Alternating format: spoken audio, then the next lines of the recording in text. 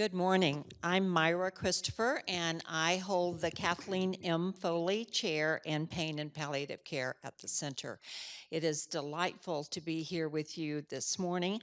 We have a packed agenda today and really a rock star faculty, so we're going to get right down to business here pretty quickly.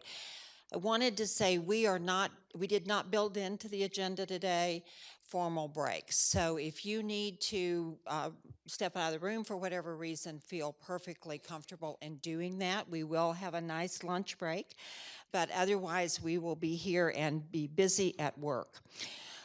This symposium is named in memory and honor of Joan Berkley, who was a dear special friend to me, a very dear and special friend to the Center for Practical Bioethics. Joan was on our board for many years, and I was talking earlier with Dr. Keith Waylew about Joan, and I said about her, I think Joan was the most intellectually curious person I ever met in my life. She and her husband, Bert, who is with us today, and her children, Bill and Janet, also I'm going to ask them to stand in a moment, traveled a great deal. And no matter where she was, even if they were backpacking, she would text me or email me and say, I just thought you ought to read this, and send me an article from someplace. So it is really such a pleasure for this, really an honor for this symposium to be named in her memory. I have worried as I have gotten older and I think realized more and more that life is fleeting, that as the center continues on its journey, that there will be people I know who had never had the opportunity to meet Joan. I know that some of you in this room never had the opportunity to meet her. And so it's been really important to me to figure out some way to introduce her to future generations. When I was fretting about it, I did not really realize that my friend and colleague, Linda Ward, who has spent more than a decade of her life now trying to make sure that I don't fret and worry too much about anything, just kind of quietly, as she does, said, well, I can fix that. And so she, with the help of Curious Eye, which is a video production company that we rely on and are very grateful to, have put together a very short little video that I am pleased to share with you. But before I do, Linda, would you stand and let people see you and let me say thank you. Thank you. Now, let's watch this short video, and then Bert, Janet, and Bill, I'm going to ask you to stand after that. Okay. Video on.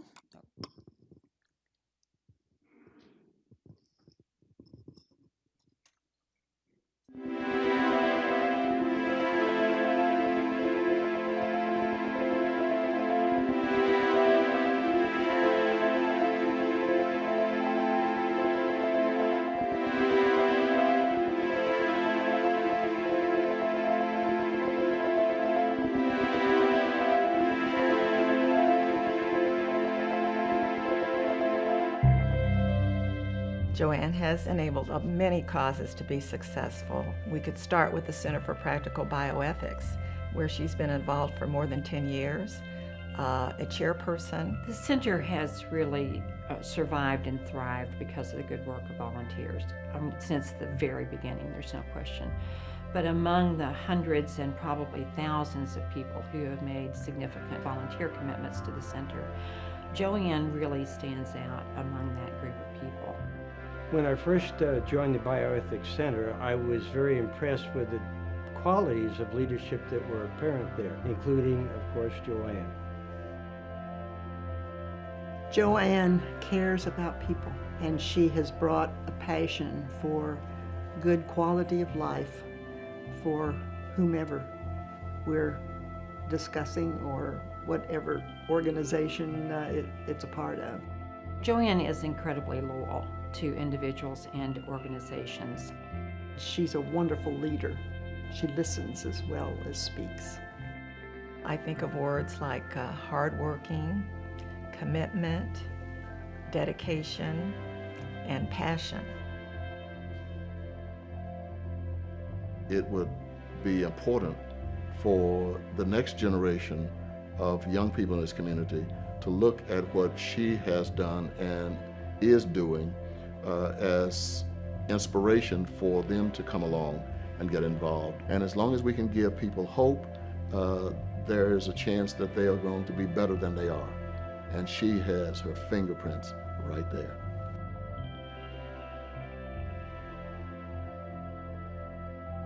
It's a desire to be able to give back, because we have received so much from this community. I get more out of the center than I can possibly give to the center. Just with the people, just the opportunity to hear what's going on and to be involved in what's going on. And it is definitely part of our future. We're not going to go back, we're going to go forward. And I think it's the right place to be at the right time.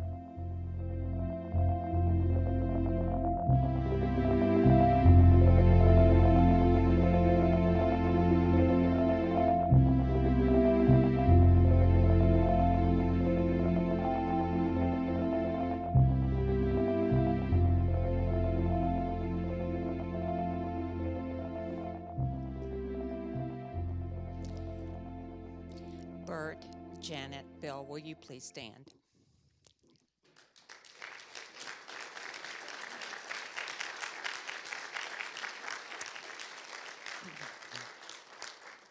Thank you for sharing her.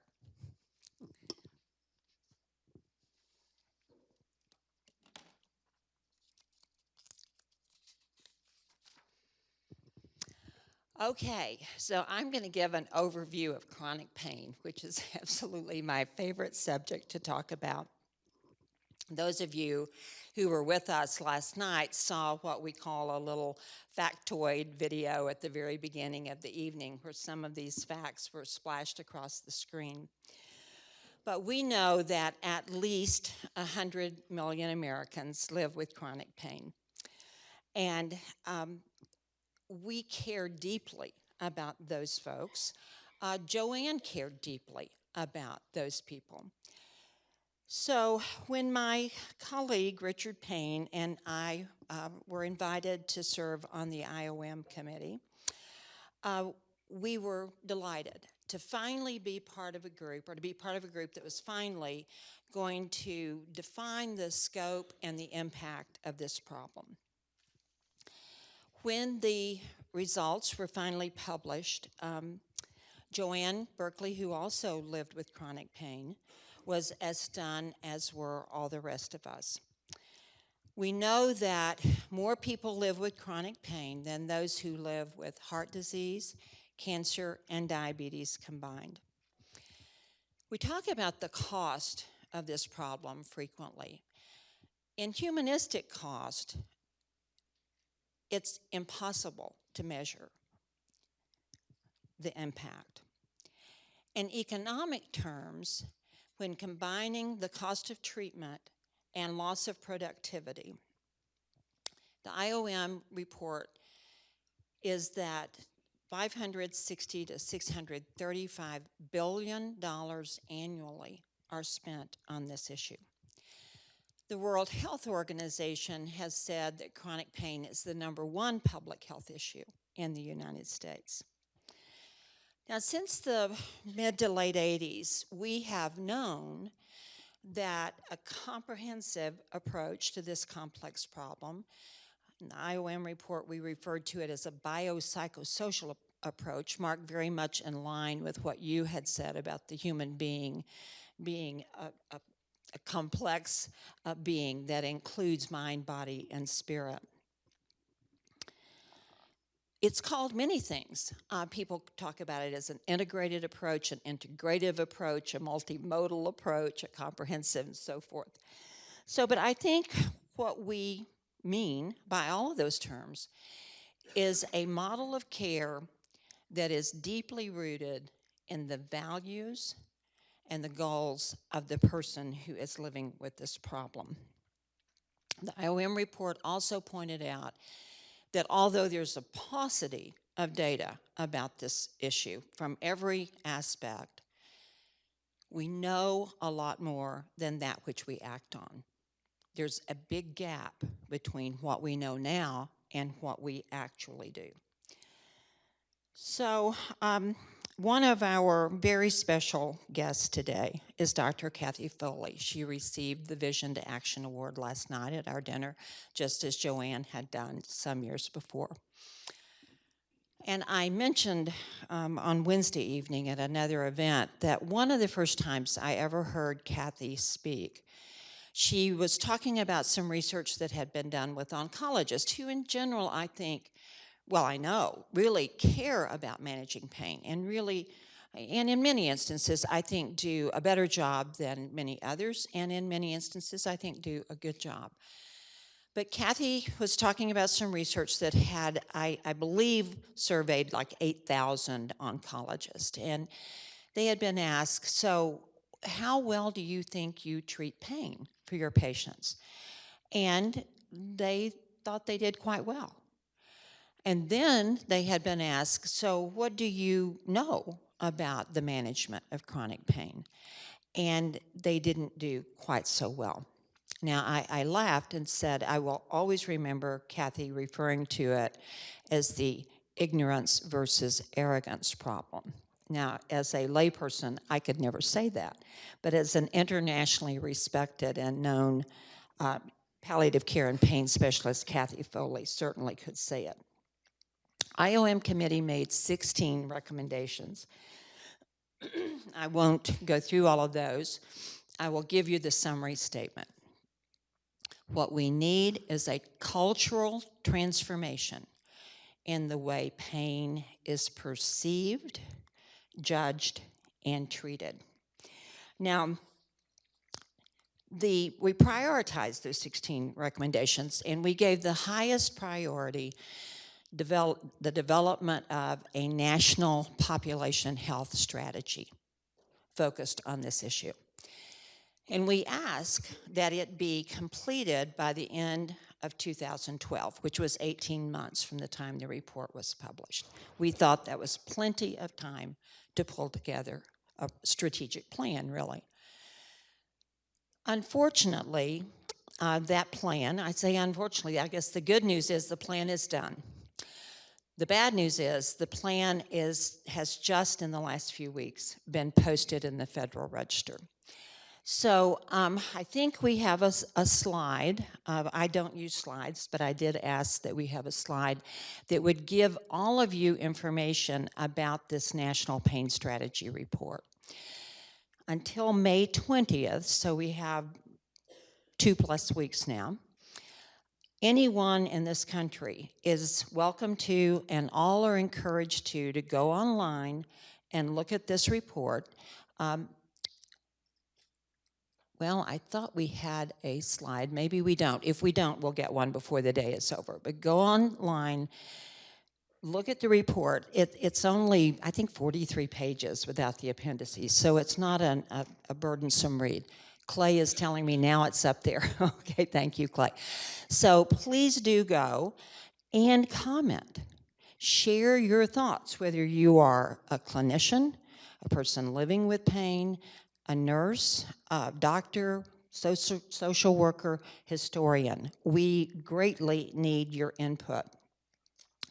So the strategies and the objectives of this report are organized around 6 themes. Research, I've already mentioned the need for more professional education and training.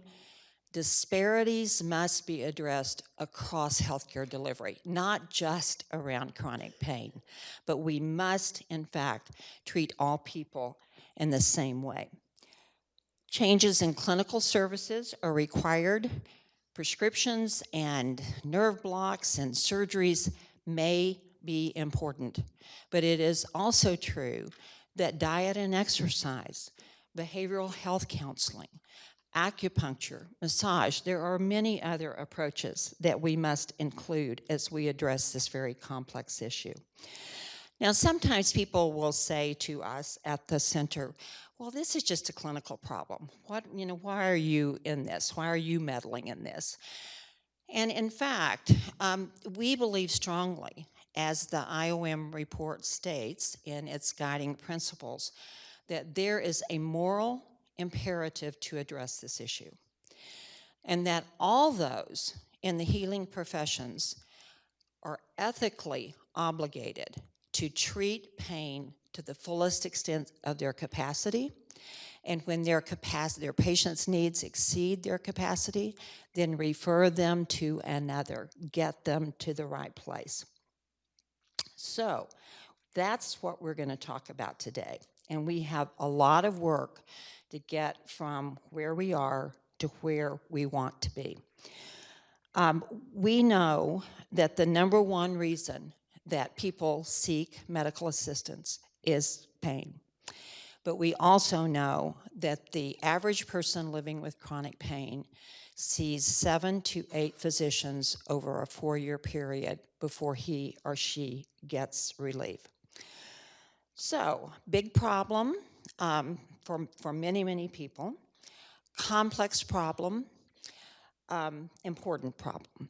We're going to address all 6 of those areas today. We're going to start with asking Dr. Keith Wayloo, and I'm not going to give everybody's credentials all day. You have information in your little program about each of the speakers. Dr. Wayloo is a well-regarded author and historian. He's written a number of books. We've had the benefit of him being our guest and helping us with our work in the past. But recently he wrote a book titled Pain, A Political History, and actually Richard read the book first and then said, hey guys, we've got to all read this book and talk about it. And I thought, oh yeah, I think I know the history of this. I feel like I've lived the history of this. Actually, I was wrong, because I thought the history was rooted in the Drug Control Substance Act. And I think that it was earlier than that we began to have problems.